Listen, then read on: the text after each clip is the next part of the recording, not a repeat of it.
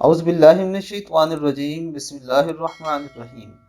السلام علیکم ورحمۃ اللہ وبرکاتہ۔ ایسا وظیفہ کہ ہر دعا قبول ہونے لگے۔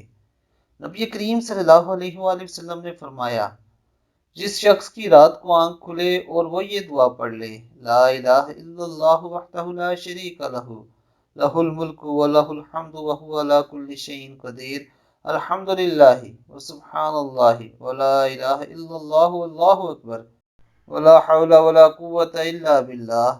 اکیلے اللہ کے سوا کوئی معبود نہیں، اس کا کوئی شریک نہیں، بادشاہی اسی کی ہے اور اس کے لیے سب تعریفیں ہیں، اور وہ ہر چیز پر کامل قدرت رکھتا ہے۔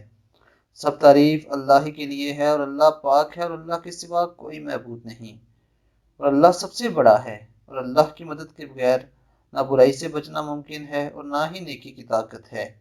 پھر اس کے بعد یہ دعا کرے، اللہم اغفر لی، الہی مجھے بخش دے، یا کوئی اور دعا کرے تو اس کی دعا قبول کر لی جاتی ہے، اور اگر وضو کر کے وہ نماز پڑھے تو اس کی نماز بھی قبول ہوتی ہے۔